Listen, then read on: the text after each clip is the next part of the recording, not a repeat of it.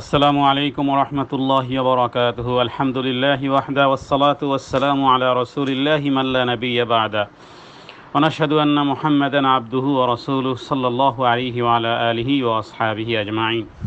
সম্মানিত দ্বীনী ভাই,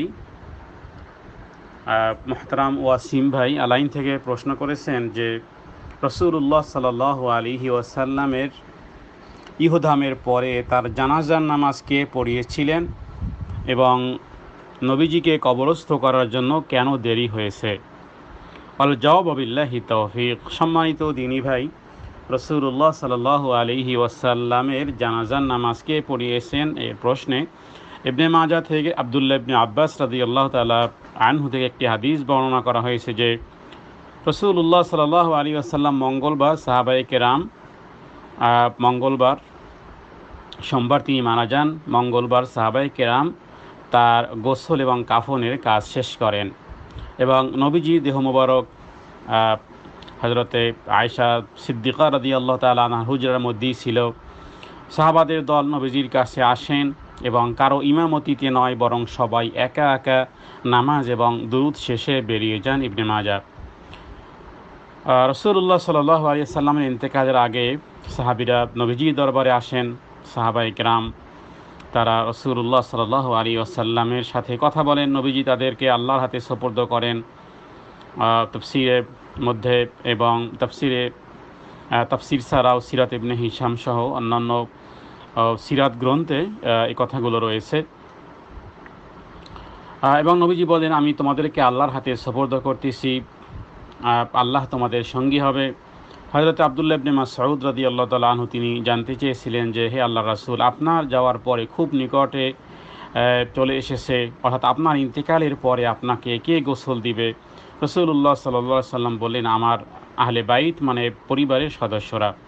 আব্দুল্লাহ ইবনে মাসউদ তিনি জানতে চেয়েছিলেন যে কে আপনাকে কাফন পরাবে? নবীজি বললেন, আমার আহলে বাইত। আব্দুল্লাহ ইবনে মাসউদ জানতে চাইলেন যে কে আপনাকে কবরে নামাবে? রাসূলুল্লাহ সাল্লাল্লাহু আলাইহি সাল্লাম বললেন, আহলে বাইত। আব্দুল্লাহ ইবনে মাসউদ জানতে চাইলেন যে কে আপনার জানাজা পড়াবে? তখন রাসূলুল্লাহ সাল্লাল্লাহু আলাইহি ওয়াসাল্লাম তিনি বললেন যে তোমাদের নবীর জানাজা এমন হবে না যেমন করে তোমাদেরটি হয়। যখন আমার গোসল হয়ে যাবে তখন তখন তোমাদের নবীর জানাজা এমন হবে না যখন তোমাদেরটি হয়। যখন আমার গোসল হয়ে যাবে তখন তোমরা ঘর থেকে বের হয়ে পড়বে এবং সবার আগে জিবরাইল আমার জানাজা পড়াবে, তারপরে মিকাইল এবং ইসরাফিল ধারাবাহিকভাবে ফেরেশতারা পড়বে, এরপরে পুরুষেরা এবং এরপরে নারীরা এবং শিশুরা আমার উপর দুরূদ সালাম পড়বে। তো আল বিদায়া ওয়ান নিহায়া পঞ্চম খণ্ডের 222 নম্বর পৃষ্ঠাতে এবং দালাইলুন নবুওয়াহ লিল বাইহাকি সেখানে কথাগুলো রয়েছে। রাসূলুল্লাহ সাল্লাল্লাহু আলাইহি সাল্লামের জানাজা বিষয়ে আসলে আরও দীর্ঘ হাদিস পাওয়া যায় তিরমিজি শরীফে সাহাবী হযরতে সালেম বিন ওবায়দ থেকে যে আমি প্রথমে হযরতে আবু বকর সিদ্দিক রাদিয়াল্লাহু তাআলা আনহুকে নবীজির ইন্তেকালের সংবাদ দিই, তখন আবু বকর সিদ্দিক আমাকে বললেন, তুমি ভিতরে আসো। সাহাবী হযরতে সালেম বিন ওবায়দ বলেন যে আমি হযরত আবু বকর সিদ্দিক রাদিয়াল্লাহু তাআলা আনহু যখন নবীজির নিকট যেতে চাইলেন তখন চারপাশে মানুষের প্রচণ্ড ভিড় ছিল। হযরতে আবু বকর লোকদের বললেন, তোমরা আমাকে একটু রাস্তা করে দাও। লোকেরা ভিতরে যাওয়ার পথ করে দিল। তিনি গেলেন এবং মাথা নুইয়ে রাসূলুল্লাহ সাল্লাল্লাহু আলাইহি ওয়াসাল্লামকে দেখলেন। চাদর মুড়ি দেওয়া ছিল। নবীজির পবিত্র কপালে হযরতে আবু বকর সিদ্দিক রাদিয়াল্লাহু তাআলা আনহু তিনি চুমু খেয়েছিলেন। এই কথাগুলো সিরাত ইবনে হিশাম সহ সমস্ত সিরাত গ্রন্থে রয়েছে এবং হযরত আবু বকর সিদ্দিক রাদিয়াল্লাহু তাআলা আনহু তিনি বলেছিলেন, ইয়া রাসূলুল্লাহ সাল্লাল্লাহু আলাইহি ওয়াসাল্লাম, আপনি পবিত্র, জীবিত অবস্থাতেও আপনি যেমন পবিত্র ছিলেন, মৃত্যুর পরেও আপনি পবিত্র। এবং তিনি বলেছিলেন, বি আবি উম্মি ইনতা হাইয়ান ওয়া মাইয়িতান, যে আপনি জীবিত অবস্থায় যেমন পবিত্র, অনুরূপভাবে আপনি মৃত্যুর পরেও আপনি পবিত্র। এবং অথবা বললেন যে আল্লাহর কসম, আল্লাহ তাআলা আপনাকে দুইবার মৃত্যুর স্বাদ আস্বাদন করাবেন না। তাহলে এভাবে করে আমরা বেশ লম্বা একটি দীর্ঘ বর্ণনা সূত্র আমরা পাই। তাহলে হযরত আবু বকর সিদ্দিক রাদিয়াল্লাহু তাআলা আনহু নবীজির কপালে চুমু খেয়েছিলেন। এরপরে যখন লোকেরা জানতে চাইল যে হ্যাঁ নবীজির বন্ধু রাসূলুল্লাহ সাল্লাল্লাহু আলাইহি সাল্লাম কি ইন্তেকাল করেছেন, হযরত আবু বকর সিদ্দিক রাদিয়াল্লাহু তাআলা আনহু তিনি স্পষ্টই করে বললেন যে হ্যাঁ, এবং তিনি একথা বললেন, মান কানা ইয়াবুদু মুহাম্মাদান ফা ইন্না মুহাম্মাদান কদ মাত ওয়া মান কানা ইয়াবুদুল্লাহ ফা ইন্নাল্লাহা হাইয়ুন লা ইয়ামুত। এবং এই সাথে সাথে হযরত আবু বকর সিদ্দিক রাদিয়াল্লাহু তাআলা আনহু এই আয়াতটিও পড়েছিলেন, ওমা মুহাম্মাদুন ইল্লা রাসূল কদ খালাত মিন ক্বাবলিহির রাসূল, কোরআনুল কারীমের আয়াত। আর প্রথম যে কথা তিনি ভাষণ দিয়েছিলেন, আল্লাহর কসম আল্লাহ আপনাকে দুইবার মৃত্যুবরণ করাবে না, তিবতা হাইয়ান ওয়া মাইয়িতান, যে আপনি তো সুগন্ধিযুক্ত মৃত্যুর আগেও মৃত্যুর পরেও। হযরত আবু বকর সিদ্দিক রাদিয়াল্লাহু তাআলা আনহুর বিশ্বাস ইয়াকিন যে তিনি মৃত্যুবরণ করেছেন, কারণ আল্লাহ তাআলা কোরআনুল কারীমের মধ্যে বলেছেন, ইন্নাকা মাইয়িতুন ওয়া ইন্নাহুম মাইয়িতুন, হে নবী আপনি একদিন মরণশীল। আর যে বিষয়টি বাহিরে এসেছিল, হযরত ওমর রাদিয়াল্লাহু তাআলা আনহু যেই কথাটি বলেছিল, যার কারণে হযরত আবু বকর ভাষণ দিলেন কি, মান কানা ইয়াবুদু মুহাম্মাদান, যারা মুহাম্মদ সাল্লাল্লাহু আলাইহি ওয়াসাল্লাম ইবাদত করত, ফা ইন্না মুহাম্মাদান কদ মাত, তাদের মনে রাখা উচিত যে মুহাম্মদ সাল্লাল্লাহু আলাইহি ওয়াসাল্লাম মৃত্যুবরণ করেছেন। ওয়া মান কানা ইয়াবুদুল্লাহ, যারা আল্লাহর ইবাদত করতে, ফা ইন্নাল্লাহা হাইয়ুন লা ইয়ামুত, তাদের জানা উচিত যে আল্লাহ তাআলা চিরঞ্জীব, চিরস্থায়ী, তার কোনো মৃত্যু নেই।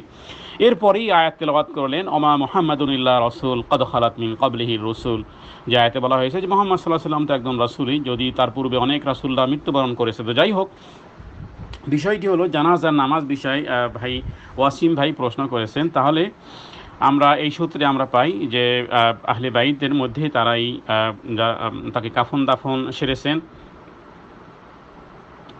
এবং আমরা হাদিসের মাধ্যমে দেখতে পাই যে হযরতে আবু বকর সিদ্দিক রাদিয়াল্লাহু তার মানে গোসল এবং কাফন দাফনে হযরতে তালহা রাদিয়াল্লাহু তাআলা আনহু তার কবর খনন করেছিলেন, যে স্থানটিতে মানে হযরতে আয়েশা সিদ্দিকার হুজরার মধ্যে তার ওফাত হয়েছিল। সেখানেই সিরাতুন নবী ইবনে মাজাহ সিরাতুন নবী দ্বিতীয় খণ্ডতে বিষয়টি দেখা যেতে পারে। গোসল দিয়েছিলেন হযরতে আলী রাদিয়াল্লাহু তাআলা আনহু এবং হযরতে আব্বাস রাদিয়াল্লাহু তাআলা আনহু, এবং হযরতে ওসামা বিন যায়েদ তিনি পানি ঢেলে দিয়েছিলেন, পানির যোগান দিয়েছিলেন হযরতে ফজল ইবনে আব্বাস, আর হযরতে কাসাম ইবনে আব্বাস তিনিও সহযোগিতা করেছিলেন। কাফন পরানো হয়েছিল 3 টুকরো সাদা সুতি কাপড়ে নবীজি কাফন দেওয়া হয়েছিল, বুখারী শরীফে কিতাবুল জানায়েজে রয়েছে। আর জানাজার ব্যাপারে তো বলাই হলো, আব্দুল্লাহ ইবনে মাসউদ তিনি বলেছেন যে জিজ্ঞেস করা হয়েছিল, ইয়া রাসূলুল্লাহ জানাজা কীভাবে পড়ানো হবে? গোসল দেওয়া, কাফন পরানোর পরে দেহ খাটিয়ার উপরে রেখে কিছুক্ষণের জন্য তোমরা বাহিরে চলে যেও, যেটা আপনার জুরকানি মাওয়াহে 8ম খণ্ডে রয়েছে। এক কথা সিরাত গ্রন্থে এই কথাগুলো পাওয়া যাবে। তাহলে এরপরে মঙ্গলবার দিন নবীজির কাফন পরানোর পর হুজরার মধ্যে দেহ মোবারক তার একটি খাটিয়ার উপর রেখে দেওয়া হয়। এরপরে লোকজন সারিবদ্ধভাবে জানাজা নামাজ আদায় করেছিল, কেউ ইমাম ছিল না, কারণ রাসূলুল্লাহ সাল্লাল্লাহু আলাইহি ওয়াসাল্লাম তিনি ছিলেন সকলের ইমাম। আর তার ইমামতি কে করবে? মুয়াত্তা ইমাম মালিকের দ্বিতীয় খণ্ডে এই কথাগুলো রয়েছে। মুয়াত্তা ইমাম মালিক দ্বিতীয় খণ্ডে ইবনে মাজার মধ্যে রয়েছে, এবং এক সাহাবী বর্ণনা করেন যে এভাবে করে অন্তত পক্ষে প্রায় 30,000 লোক রাসূলুল্লাহ সাল্লাল্লাহু আলাইহি ওয়াসাল্লামের জানাজা নামাজ আদায় করেছিলেন।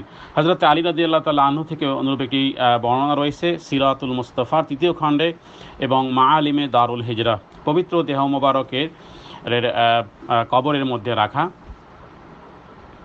এবং হযরত আলী রাদিয়াল্লাহু তাআলা আনহু এবং হযরতে আব্বাস এবং তার 2 পুত্র হযরতে ফজল এবং কাসাম পবিত্র দেহ মোবারক নবীজি কবরে রাখা হয়েছিল, এবং দাফন করার পর কবরের মাটি উপরে উটের পিঠে না কিছুটা উঁচু করে দেওয়া হয়েছিল, তারপর কবরের উপর পানি ছিটিয়ে দেওয়া হয়েছিল, যার বর্ণনা জামউল ফাওয়ায়েদের তাবাকাতের 2য় খণ্ডের মধ্যে বর্ণনা রয়েছে।